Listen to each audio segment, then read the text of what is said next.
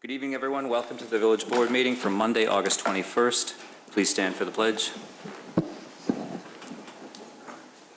I pledge allegiance to the flag of the United States of America and to the republic for which it stands, one nation, under God, indivisible, with liberty and justice for all.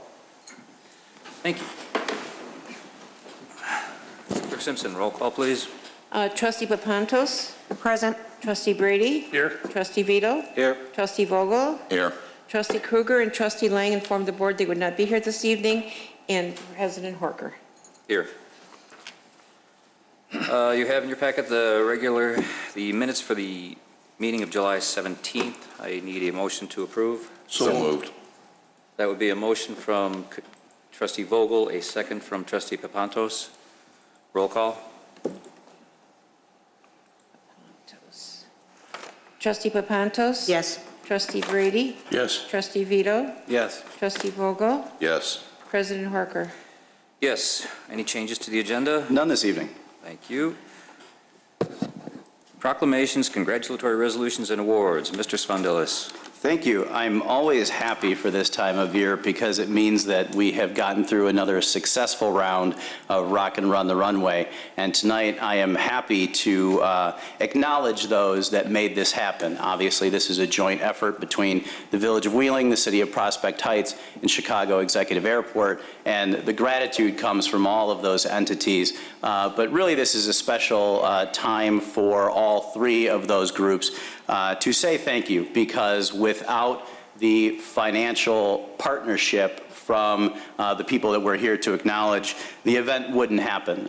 These are events that are run by the municipality, not from another agency, and that means that the money is fronted from the taxpayers, and it is an event for them, for the residents of each of those communities, Wheeling, Prospect Heights, and users of the airport. And what we try to do is offset the cost by offering advertising opportunities to partners and contributors and sponsors. And we are very lucky that we have an active business community that sees the benefit in participating with us in presenting this event. The event grows every year in size and I think quality. This was the third year at Chicago Executive Airport, building on the brand that Wheeling had established through a number of different means throughout the years until we reached what we think is now the final 4th of July annual celebration, which is Rock the Runway. So I am very happy to acknowledge those people that made this possible. And we will start this evening. If you are here, if you don't mind just coming up, and of course you can see we have some items to recognize your participation in the event. But if you would just stand up if you represent any of the following. Starting with the contributors, Builders Asphalt. Mallory, I guess you get to be Kleinthorpe and Jenkins. Nema Seafood, Spears, Waste Management, and the Wheeling Park District. Our sponsors this year, Wheel In Body and Motor Works, Wheeling Town Center, and Skokie Valley Beverage. And our partners this year, Terrazzo Marble and Supply, and SG 360. Thank you very much.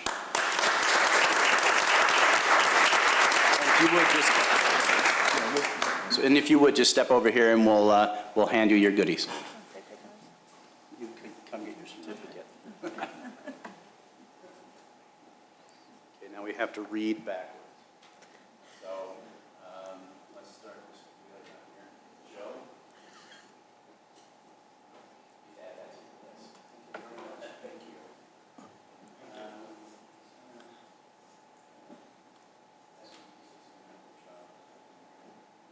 So I get you right? Hey, Mike, how are you?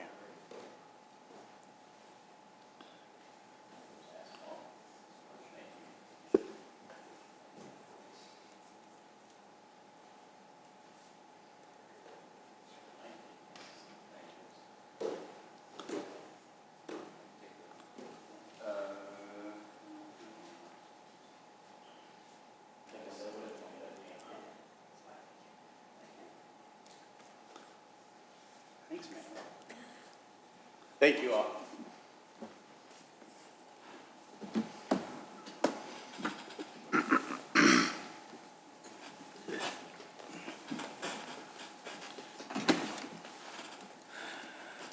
Proclamations, National Senior Center Month. September 2017, older Americans are significant members of our society, investing their wisdom and experience to help enrich and better the lives of younger generations. For 30 years, the Wheeling Pavilion Senior Center has acted as a catalyst for mobilizing the creativity, energy, vitality, and commitment of the older residents of Wheeling. Through a wide array of services, programs, and activities, the Wheeling Pavilion Senior Center empowers older citizens to contribute to their own health and well-being and the health and well-being of their fellow citizens of all ages. The Wheeling Pavilion Senior Center affirms the dignity, self-worth, and independence of older persons by facilitating their decisions and actions, tapping their experiences, skills, and knowledge, and enabling their continued contributions to the community. President of the Village of Wheeling, Patrick Horker, President of the Village of Wheeling, does hereby proclaim September 2017 as National Senior Center Month in the Village of Wheeling, congratulates the Wheeling Pavilion Senior Center on its 32nd anniversary, and calls upon all citizens to recognize both the special contributions of the Senior Center participants and the special efforts of the staff and volunteers who work every day to enhance the well-being of the older citizens of our community. Ms. Weiser.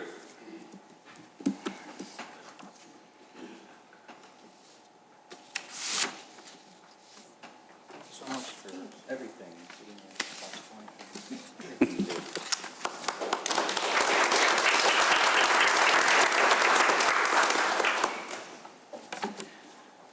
Citizens' concerns and comments. Clerk Simpson. Members of the public may address the committee and with comments regarding all those items that are relevant to village business. No citizen shall speak for more than 5 minutes without consent of the committee. Members of the general public who wish to address the board must sign the request to speak form prior to the commencement of the public meeting. Mr. Van Meter. Meter? Yes. Okay, there's no R there, okay. Van Meter, okay. All right, good evening. My name is Bruce Van Meter. I've owned Van Meter Mailing and Wheeling for 24 years. In that time, we've been both an employer and a supporter of the Village of Wheeling. My company employs people that have worked together for years. Excuse me, could you turn the volume up? Our seniors are having trouble hearing that. There's no way to do that. There's no way to do that? Can I talk louder? You can talk louder. Closer to the mic would be great, thank you. Individually and collectively, we have patronized various Wheeling businesses, supported them by spending our money here, and some have chosen to make Wheeling their home. Recently, our business moved just a few blocks over, from Wheeling Road to Seton Court. Nothing changed other than our address. When we moved around the corner, I never anticipated that I would end up addressing the village board about what appears to be a civil liberties issue. Village staff told me that because we moved, we were required to apply for a business license as a new business. After 24 years as a business in Wheeling, we're considered a new business. Part of this application requires fingerprinting for all new businesses or businesses with a change in ownership. None of those requirements applied to us, but village staff made it very clear that I or someone I designate was required to submit to fingerprinting. They were very clear that it didn't matter who was fingerprinted, only that someone was going to be fingerprinted. Wheeling Village Ordinance 4.08.050B requires the fingerprinting of any or all stockholders, directors, partners, members, managers, or agents of the entity. Surprised by this regulation, I checked all the towns surrounding Wheeling. Then I checked the towns that surrounded those towns. The only village that has a fingerprint requirement is Vernon Hills, and that is only if you're operating a massage parlor. Even the city of Chicago does not require fingerprints. I'm not an attorney, so I retained an attorney to get further clarification about the regulation. My attorney, Mr. Stephen Bolton, is with me this evening. Mr. Bolton sent a letter to the village and the village attorney to inquire about this ordinance. No representative of the village bothered to respond. Village staff told me that Wheeling has been fingerprinting all business owners for 9 years. I'd like to ask why. When I started talking to other business owners and landlords of different properties, some had gone through fingerprinting. Others didn't believe there could be an ordinance to require fingerprints. They thought it was illegal. The ones that did submit to be fingerprinted, they all said the same thing. I was scared of retribution by the village of Wheeling. That was the word they used, retribution. They feared not being able to make a living if they didn't comply. I had the same concerns. We started working on this issue in April. It's now August, and we finally received the business license the other day. We did not submit to the fingerprinting.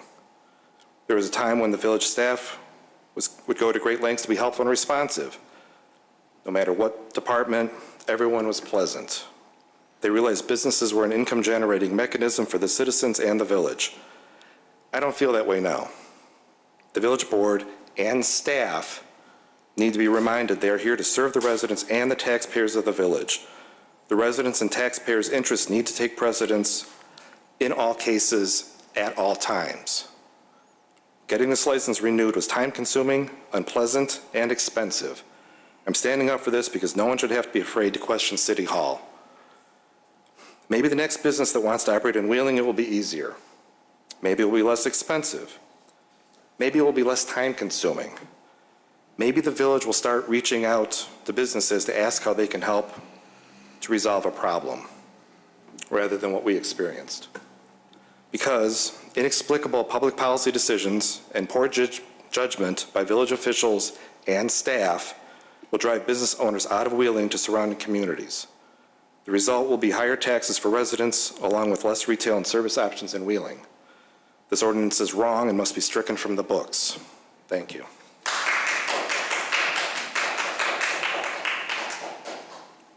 Mr. Bolton?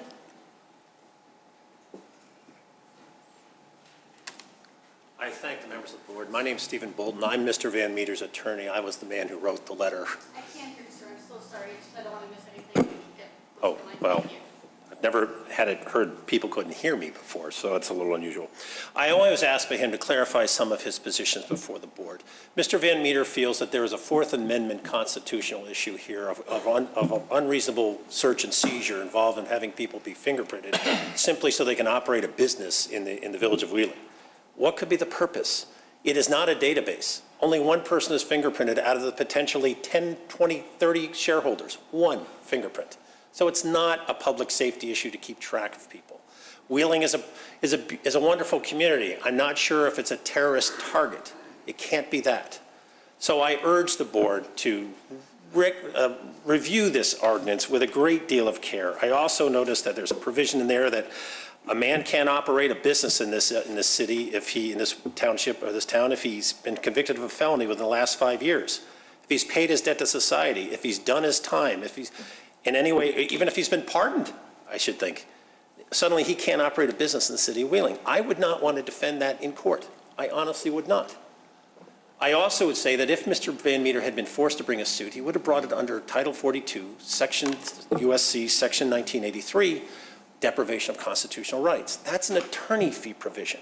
If Mr. Van Meter had sued and won, he would have been entitled to claim all of his attorney's fees from the village, in addition to whatever fees the village paid its attorney, over an ordinance like this, which has no purpose.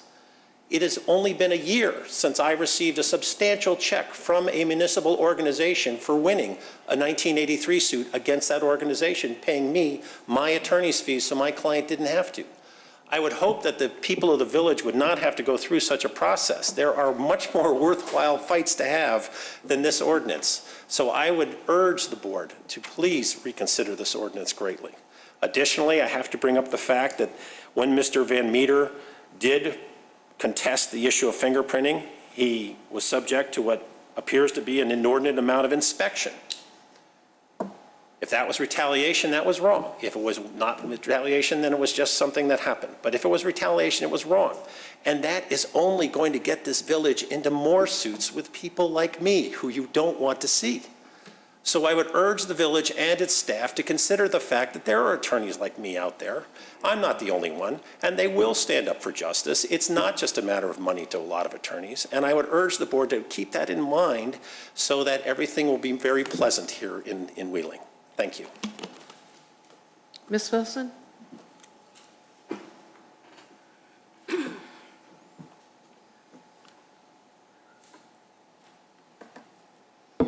I was going to address this new law you're going to vote on tonight. I do not believe that Ray Lang and Mary Kruger are here tonight, or absent tonight because they couldn't make it. I believe they're not here tonight because they are operating illegal businesses out of their home, and this board has a tendency. Well, you got a problem with that? You used to be neutral, Elaine Kruger. You got a problem with A.B. Sanchez and Company? I question my tax money being spent on an appeal, and you give me the biggest stink eye I ever saw come out of you. You used to put signs for both people's thing on your lawn. And now you want to be associated? This is not good. I don't want to see any more social aggression coming from you when I advocate for my neighbors who would just like to stay employed and enjoy the same privileges they do. Your privileged connections got you a real nice job at the church, okay? Everybody else here isn't connected to the board. They'd like to be able to make a living for their family. Back off. Ray Lang was quoted in the Daily Herald as operating a consulting business out of his home. This is a class war. This is white collar against blue collar, and it's got to stop. You're forcing all the businesses on Jackson Drive and Schoenbeck out of business, alleging that they're not legal businesses. Well, I sent Frollo the Cook County statute I dug up. They didn't require business licenses at the time they were annexed. And you got a problem too? You like making a living? You made a nice living for a long time, didn't you? Good. And yet you're very eager. But really? You got guys parked 2 blocks from your house with business trucks on their driveway, and they didn't get any letters from the village forcing them out of business. Is it because they know you? I can't believe you're the same man that raised those girls, because those girls were not haughty like you have become. There's nothing funny, there's nothing laughable about this. You are. Mr. Brady.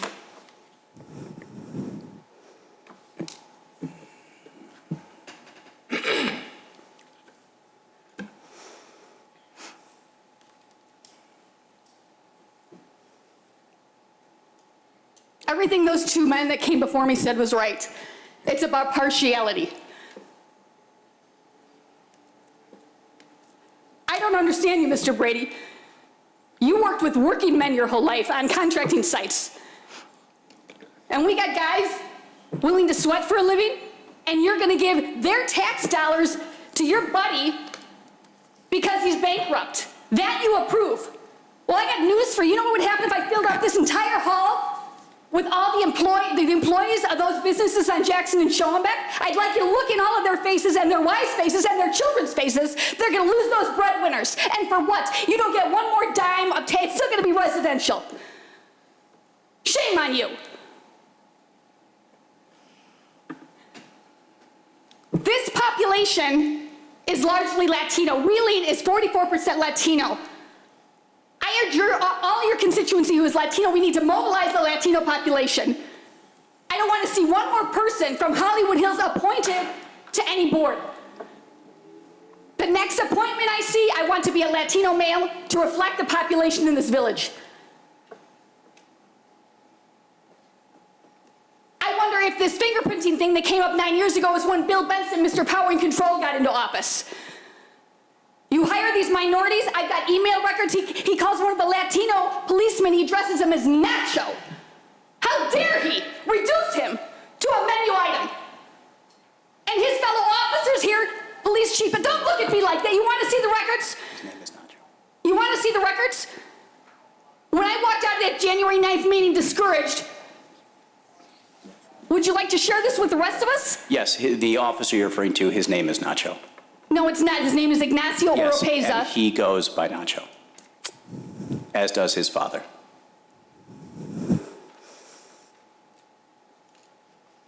I don't know if he'd have the courage to say he doesn't appreciate it to a board like this or to administration like this.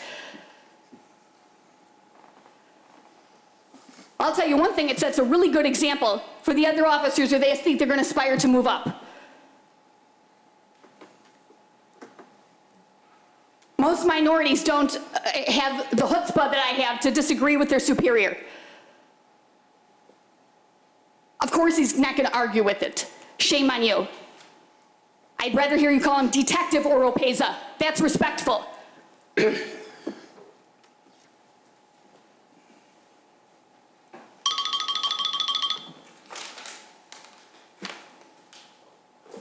That's it. Thank you, Clerk Simpson. Staff reports. Public Works, Mr. Janik, please. Thank you. Just want to give you an update on the intersection of Dundee and McHenry Roads.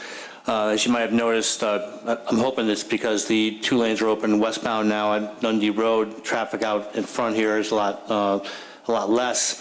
They started working more on electric issues than they have on paving and underground. So the 2 lanes will be open westbound. I'm not sure for how long, but it's certainly a relief. As you can see out there, maybe you haven't, they're working on north and south of Dundee Road right now on the islands. They're also working on the traffic signals themselves.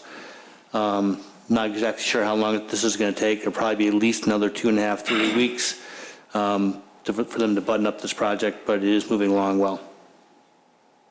Question. Trustee Brady.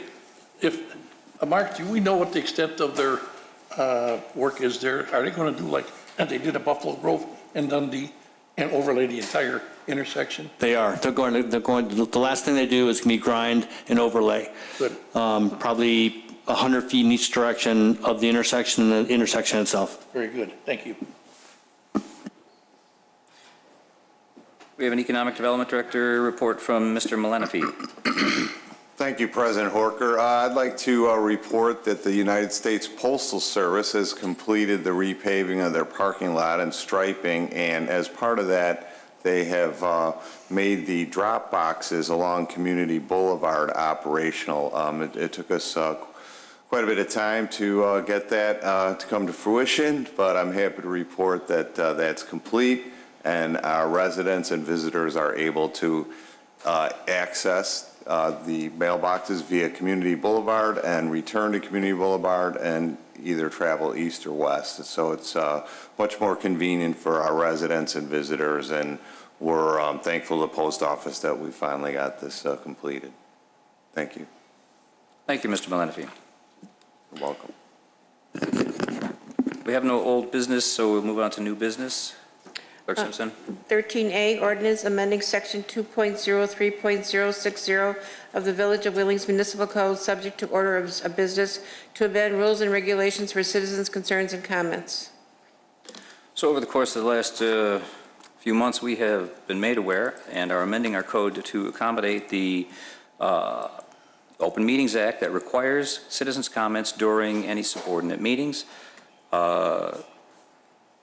Basically, the privilege of citizens' comments that occur here will be available at all subordinate meetings. This outlines the code.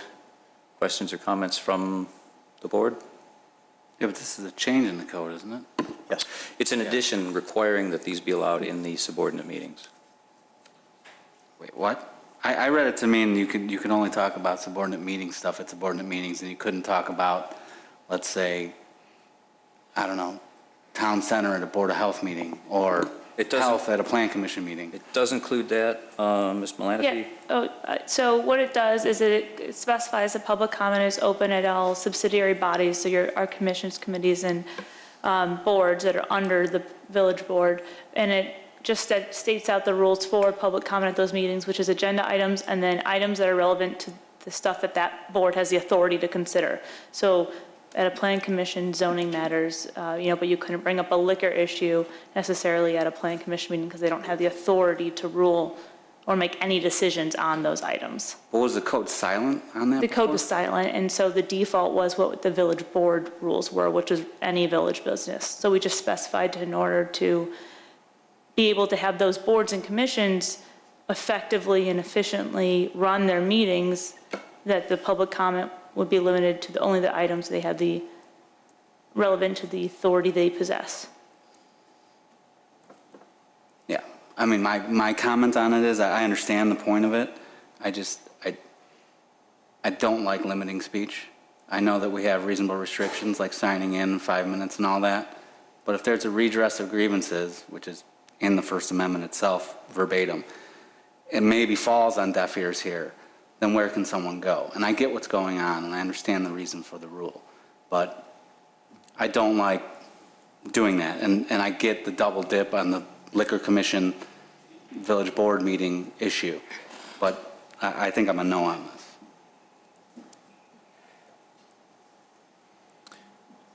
Thank you. Any other comments?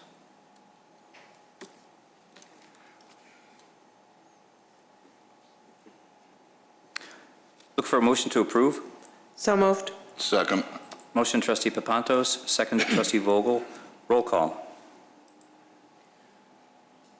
Trustee Papantos? Yes. Trustee Brady? Yes. Trustee Vito? No. Trustee Vogel? Yes. President Horker? Yes.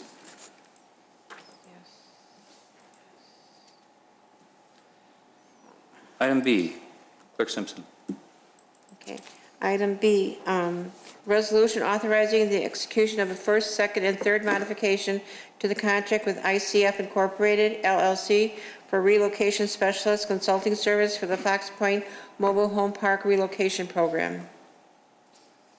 Mr. Jennings, would you explain this, please? Thank you, President Horker. Yes, sure, I'd like to. The board originally approved a contract with ICF International for relocation consulting services back in October of 2016. The contract was approved in conjunction with the village's subrecipient agreement with Cook County to manage a grant program designed to assist the residents of Fox Point in relocating to homes that were not subject to repetitive flood loss. ICF's contract at the time was, I'm trying to remember exactly, but well under the budgeted amount for this item that had been originally approved with the subrecipient agreement. ICF had gone through the procurement process, a RFP. Cook County approved the contract that we had with ICF. There are 3 contract amendments that are in front of you tonight. And what we're doing mostly is to make sure that we provide documentation to Cook County, who is the grant authority in this case. So the 3 items that you have in front of you are packaged together so that the accounting with the grant program all matches up. The first contract modification that ICF requested was specific to the names of the personnel that they had assigned to this project. Over the course of the time between when they originally signed the contract with us and the implementation of the program, so much time passed that they needed to assign different people based on who was available.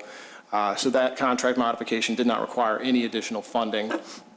The second modification related to the specifics of applying the Uniform Relocation Act regulations in this unique case. They needed to assign additional staff hours for that purpose. The third one relates to the emergency response with the July flooding and additional staff hours associated with that. So as I said, this item is ultimately funded by Cook County, and we're doing this in large part so that Cook County has a clear record of exactly what happened with this contract. I'm happy to answer any questions. I think that more or less covers the history, though. Mr. Jennings, what will this cost the village? This will not cost the village anything. The grant is funded through Cook County. We're the subrecipient of that grant, so we'll be reimbursed for everything that we spend here. Thank you. Questions from the board? Mary Papantos, Trustee Papantos. Thank you. I just want to be clear, this is federal money that is administered through Cook County, correct? That's correct. And as President Horker said, this is not coming out of Village and Wheeling taxpayer dollars, but we are doing a service for our residents. That is correct. Thank you. Trustee Brady. Thank you. With this accelerated schedule because of the flooding in July, when are we going to start seeing some clearing on that site? We're working right now with the residents. Every relocation is an individual household decision, so we expect that in the near future. The whole program was thrown a bit of a curveball by this flood, so we're adjusting with the relocation consultant. I would expect that in the near future we'll see. But none of the people are living there anymore. Again, it's the individual household decision as to exactly where they do end up, but yes, they're in emergency housing currently. Okay, thank you. So moved, Mr. President. Thank you, Trustee Brady. Motion, Trustee Brady, second. Second. Trustee Vogel. Roll call, Clerk Simpson. Trustee Papantos? Yes. Trustee Brady? Yes. Trustee Vito? Yes. Trustee Vogel? Yes. President Horker? Yes. Nice work, guys. Item D. Then we want item C first. Sure. Did we just do that? Item C is discussion regarding sidewalk snow removal program. Mr. Janik. Thank you. This is a discussion item to give the board information about what we do with our sidewalk removal program, obviously during the winter. For a number of years, Public Works has been, as you know, plowing sidewalks. Much of the time that we've been plowing sidewalks, we've done the plowing of the sidewalks after the streets have been plowed. What we started doing last year was start plowing the sidewalks at the very same time we started plowing the streets. So we had one person specifically, sometimes two, but mostly it was one person specifically plowing the sidewalks as soon as the plow trucks came in. The map that you see in front of you is our suggested number of sidewalks relative to our staff at Public Works and our ability to be efficient in removing the snow from these sidewalks. The sidewalk plowing from Public Works has been started out as around schools, between schools, areas where there's a lot of pedestrian traffic, Restaurant Row, and then we started branching out into larger areas. As we did that, we became less efficient. So what this discussion item is for is to let the board know and to show you what our sidewalk route is, and to just let you know that we have changed our operations so that we start the plowing of sidewalks immediately upon trucks coming in. And if you have any questions relative to the sidewalk routes that we do plow. Questions from the board? Trustee Papantos. Thank you. Our code specifies that homeowners or business owners are to do their own sidewalks, correct? That's correct. And will we be reminding people of that? Yes, absolutely, we're going to be doing that. It's a good point. I mean, obviously, the code does say for people to do their walks, so theoretically, maybe we wouldn't do any walks. But from our point of view, and previous boards and from long periods of time, it seems that for us to plow in between important locations, village sites, schools, and heavily trafficked pedestrian areas is a benefit that accrues to the residents. For those of us who walk a lot, we like the sidewalks done, so. Right. Thank you. Trustee Brady. Thank you. Mark, in looking over your plan, on the east side, you show Hintz Road being plowed from Wolf to Milwaukee. I never see anybody walking there. There's nothing there. Well, the reason why we do that is because there actually are people that do walk there. There is a sidewalk there. Now, it's cut short because there is no sidewalk, but all the way to Milwaukee.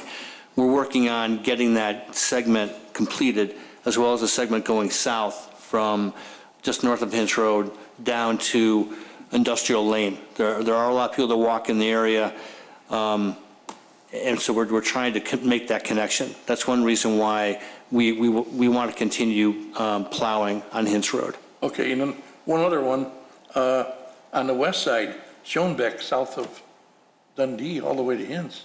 That's all residential. Should the homeowners be plowing that? Theoretically, yes. Now there's, south of Hintz Road? South of, Dundee. you got it from Dundee to Schoen. Dundee to Schoenbeck. Oh, well, the main reason we do that is because Schoenbeck is a major north-south street in that area, and there's a school up on, obviously a school up on Dundee Road, and there are residences down there, but Schoenbeck being a county road, we feel that that's an important north-south access for people to. What you should be doing Wolf Road then, you do. We do Wolf Road. All right. I mean, it's more of an art than a science on some of these legs, but we think that this is a length that we can handle, and we think that this makes sense. I think the areas where we still have coach walks like there's a few still left on Dundee Road, you have to pay some real special attention to those because, you know, even if the people get out there and shovel them, if they were to do it, the state comes by and pushes the snow right back on the sidewalk. That's exactly what happened 2 years ago. I'm sure you remember, there was, we had problems on Dundee Road, and that was, and one reason for that was that we weren't getting out early enough. So that's why we did change last year, and we now we are sending people out, or one person out in particular, in one machine, immediately upon the snow, when the trucks come in, to avoid situations like that. So we just keep hitting the same area, even though the state trucks come by and they do plow over again, you know, they do put slush on top of there. So we're trying to keep at it. And I think last year was better than the year before. Does anybody do the bike path from Milwaukee to the Tri-State? No. Well, you can see we do up to the, just east of Milwaukee Avenue, we do just to the, approximately to the roadway, the first roadway into the Forest Preserve. Okay. So we do a portion of it. All right, thank you. Any other questions from the board? You're looking for a motion to? Just a consensus that everyone agrees with the program as presented, that's all. You want to take a? Trustee Brady, does it look good? Well, if you put Center Avenue on there, I'd vote twice. Sorry, it's Cook County, but just once. Trustee Vito? Yes. Thank you. Trustee Papantos? Yes. Trustee Vogel? Yes. Looks good to me, too. Thank you. Oh, yes, you too. Okay. Yes, me too. Item D now. Item D is discussion regarding business license requirements. Mr. Jennings. Thank you, President Horker. The board requested a discussion item in July with the staff regarding our requirement for background checks. When that item had been requested, the staff had been looking at some amendments to this section of the code already. So I just want to preface this discussion by saying that it is our intention to bring a set of amendments to this section of the code to the board for consideration probably in September. And we would take whatever discussion occurs tonight into consideration and incorporate those recommendations into what we ultimately put in front of the board.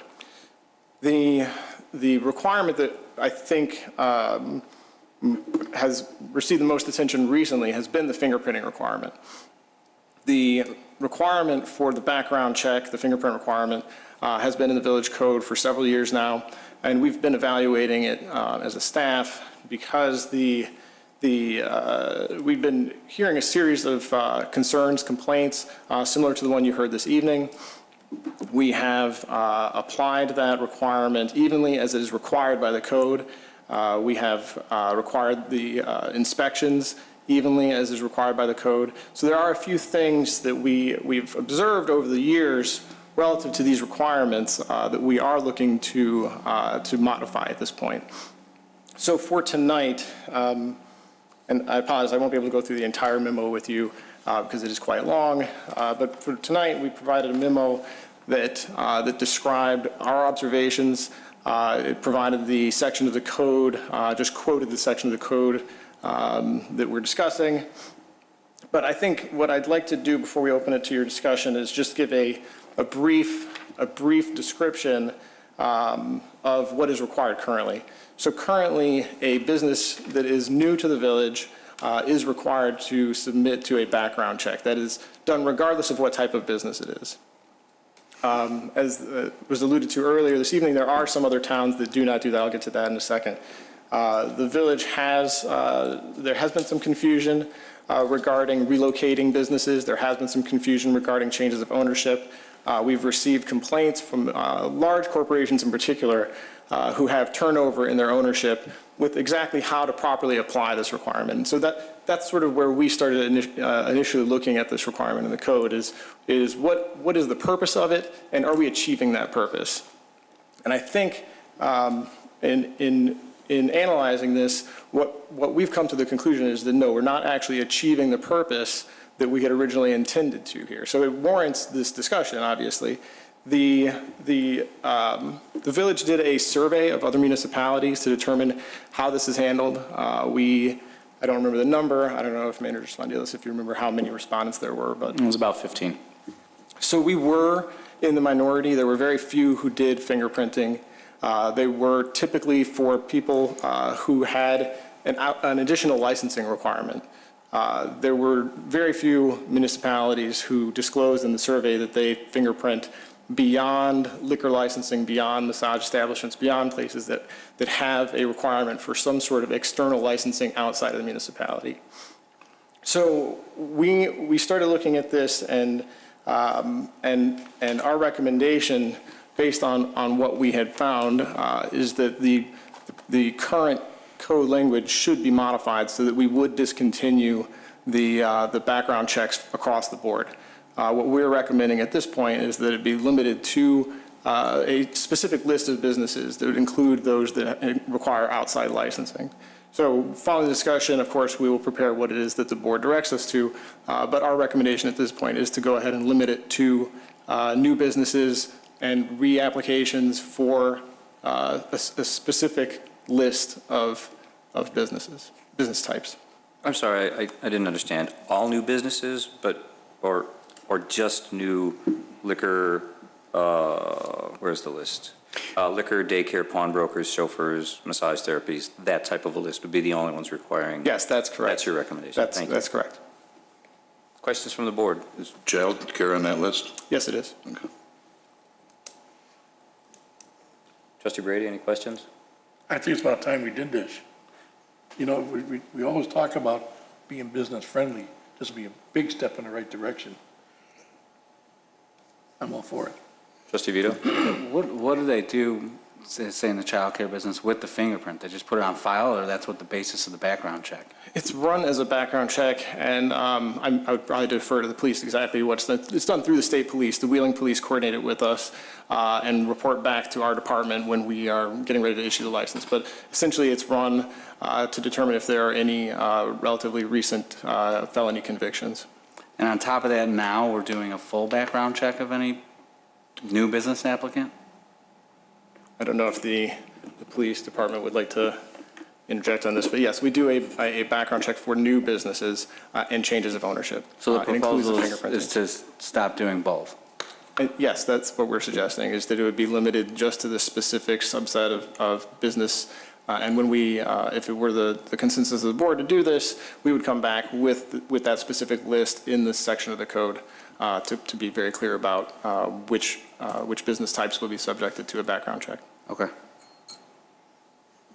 Trustee Papatos, Trustee Vogel, you're next. Thank you. If a business that is subject to a background check, let's say a liquor store moves from building A to building B within the village, would they have to resubmit for this? For a relocation, I don't believe so, no, not for a relocation. So we will make that clear? Yes, it would be, I think our intention right now is to do new businesses and change of ownership under this specific subset of business types. Thank you. Trustee Vogel. For businesses that we're going to continue requiring fingerprinting, that's due to license requirements, and are a lot of those requirements dictated by the county and the state?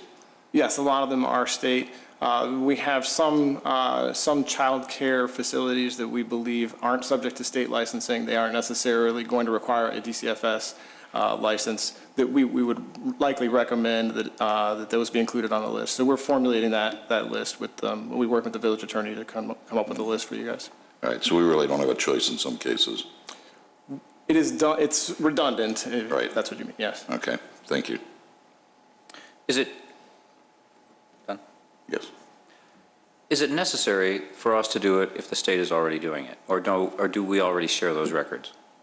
I believe so. I believe that it's necessary. If the state is already doing it, sure, I could talk with the police department and see how the records are shared. I do know that for places like massage establishments, it has been very effective for us to be able to do a background check independent of whatever checks are done through the licensing, through the state's licensing. So you're not sure if they're sharing from the state to us, or? I don't know that off the I top of don't my know, head it's fine. exactly. I can how address this- some of that. Okay. Part of the issue is timing, where an individual can have a license issued by the state that may have been in existence for quite some time. What we want to do is make sure that when they come to do business in the Village of Wheeling, that we make sure that they are still able to, based on whatever time has passed since they were first checked by the state. So someone could have a license for 10 years. We're just making sure that nothing has happened in the last 10 years that would disqualify them from doing business. And again, this is just for a very limited number of business types. Any other questions from the board? So then,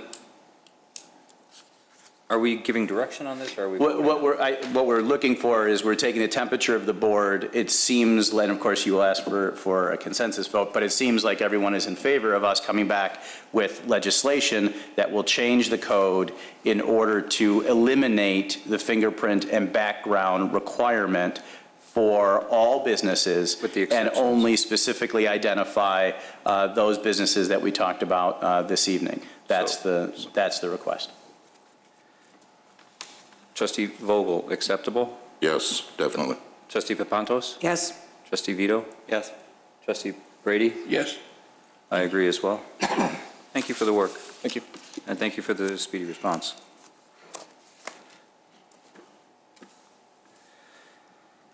Item E. Item E, discussion regarding bridge over diversionary channel. Thank you.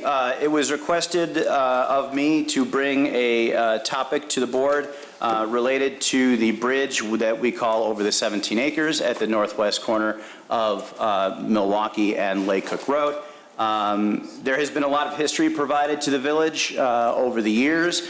This has been a topic that we have discussed in different capacities over the years, and I think this was an attempt to get a final resolution on exactly what the next steps are. A very brief background, there was existing language that required the village to build a bridge on that site tied to the creation of a diversionary channel. There is no current language that requires the village to build the bridge. However, the village has been very clear and consistent that we have committed to build that bridge and remain committed and consistent that we will build the bridge. The question before the board this evening is simply a matter of timing. And again, the options are the same as previously discussed. There are four as we see it. Of course, we're open to anything that the board has to say. Option one is that no action is taken until an RDA is negotiated and executed. Option two, the board pass a resolution identifying commitment to construct and have an RDA. Option three, design the bridge and make the project shovel ready. And option four, design and construct the bridge presently. Happy to answer any questions. Comments? Trustee Brady? Well, I'd like to give the person that directly affected by this a chance to speak. If I might, Mr. President? It's up to you. Hold on. Yes, sir.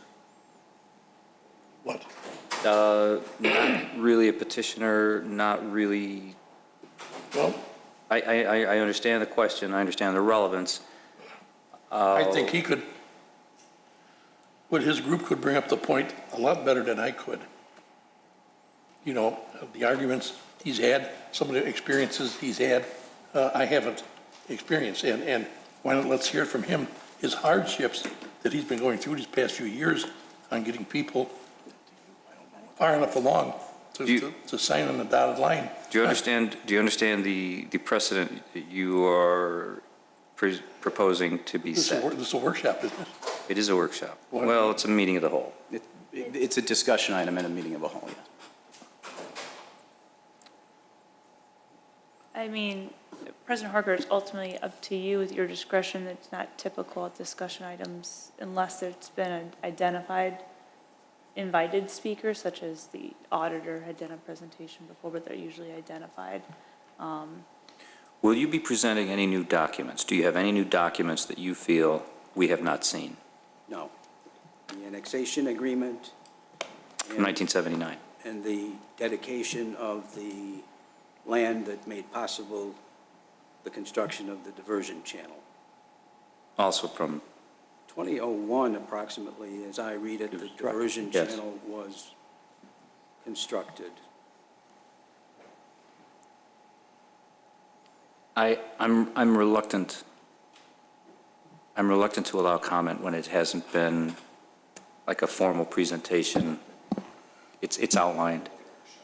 Do you understand? Yes, I respect and understand the board's procedures. But I do want the board to know that this is creating a hardship for the property owners, and that they have lost development opportunities because of the access issues. I believe that the board has been made aware of that at least a couple times before. I am sincerely sorry, but I cannot allow you to talk without having previously made arrangements for the presentation.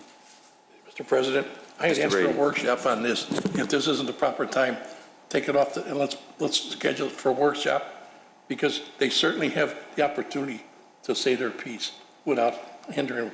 It'd be unfair for us to discuss it again without the owner being involved. Ms.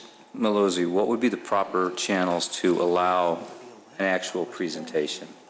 I mean, the proper approach would be to submit something in writing to the board to consider. It's not typical that we sit here and negotiate what we're going to do. I mean, if a proposal's being made or a position, I would say set forth in writing so the board can consider it and discuss it as a discussion item. We don't typically have presentations of this nature come before the board. It's not a formal proposal, it's not a zoning matter, it's not something for actual consideration. Thank you, Ms. Malozzi. We have seen most of the documents you're talking about. I am very sorry, but I don't believe I can allow you to speak this evening. Are there questions or comments from the trustees?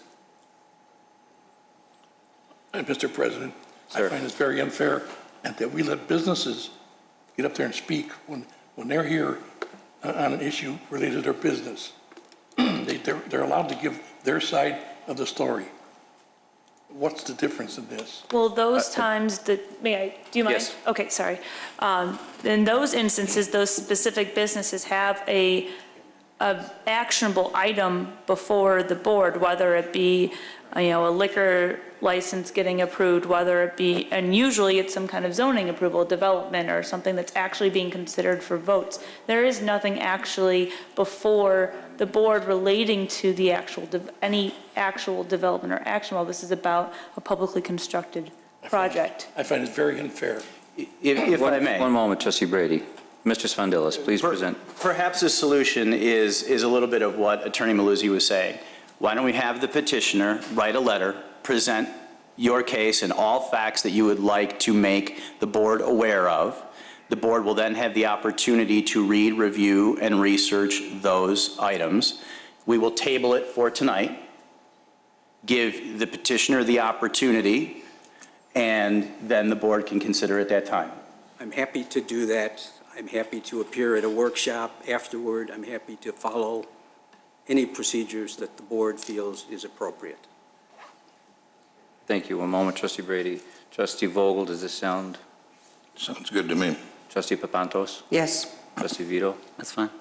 Mr. Brady, would you like to make a motion to table this to a date to be determined? So, yes. Thank you, Trustee Brady. I would be looking for a second. Second. Thank you, Trustee Vogel. Moment.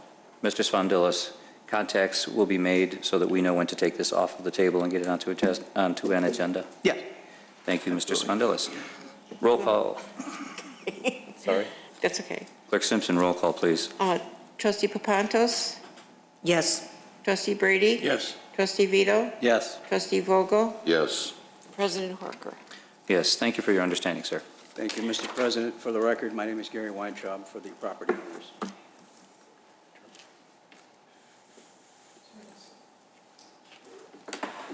Official communications. Nothing. Nothing? Clerk Simpson? I have nothing this evening. No one else? Yes. Trustee Papantos? Thank you. First of all, went to mail a bill last Wednesday. I never thought a mailbox would make me that happy. And I thank the village for, I know it's not under our purview, but I know there were a lot of discussions and a lot of work. So thank you to staff for reaching out and getting that done. It makes a big difference to be able to pull in and pull out and go home and not have to do some fancy U-turns that could or could not be legal.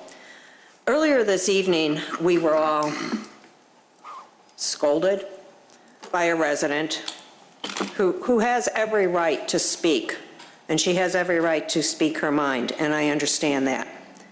However, I just want to point out that as a board, it is our duty to enforce the zoning code. It is not an option by any means. The businesses, the home-based businesses that were brought up were annexed in 2003. And in 2014, a complaint was received by the board saying there are home-based businesses that do not comply with our code. There are certain home-based businesses that comply to the code, and they are considered legal. At that time, an investigation was performed. Those proprietors of the businesses were notified and asked to show that their business was in compliance with Cook County zoning. It's not a permit and it's not a license. It's whether or not the business was in compliance with Cook County zoning prior to annexation. Not one business came forward. I just want to make sure that people understand the facts that we are dealing with. We are not trying to close down a business. We are not trying to pick on any ethnic group. We are doing what we were elected to do, and that is to uphold our ordinances. Thank you. Thank you, Trustee Papantos. Trustee Vogel? Just a reminder, the long weekend of September 7th, 8th, and 9th is the Wheeling Helping Hands Weekend of Caring event taking place. On Thursday, there will be golf outing. Unfortunately, we're not able to hold it at Chevy Chase, so with Chevy Chase's help and the staff's help up there, we got transferred to Deerfield Country Club up on Saunders Road, so it'll take place there, followed by a great dinner after that. On Friday night, there's going to be a buffet and a DJ outside under the tent, and proceeds from that will go toward the charity. And then on Saturday, there's the pig roast. There's quite a bit going on Saturday. Besides the pig roast, there'll be raffles. Besides pig, there'll be a lot of other food, corn roast. They'll have the girls going for other items also. There'll be kids' games. There's going to be inflatable games. There's going to be the train ride. There's free ice cream from Dairy Queen donated, and there's free popcorn. And it's reasonable. It's $10 for adults, and children under 10 are free. So it's a reasonable meal and a good cause. So we hope to see a lot of people out there, and all the proceeds are spent here in Wheeling for the needy. So just anyone that can make it would be great. Thank you, Trustee Vogel. Anyone else? That brings us to the bills. Clerk Simpson? What do you want me to do? Take them down? Approval of the bills. You need a motion. Yes. Motion to approve the bills for August 3rd through the 16th. So moved. Motion, Trustee Papantos, second. Second. Trustee Vito? Roll call? Trustee Papantos? Yes. Trustee Brady? Yes. Trustee Vito? Yes. Trustee Vogel? Yes. President Horker? Yes. We have no executive session tonight. That means we need a motion to adjourn. So moved. Second. Motion, Trustee Vogel, second, Trustee Brady. Thank you. All in favor? Aye. Aye. Aye. Oh, you're way ahead of me. Okay. It was what? Vogel, Brady? Yes. Yes. Okay, thank you. Anyone opposed? Okay. Okay. I think you should jump on. Valerie, I need your signature on two things too.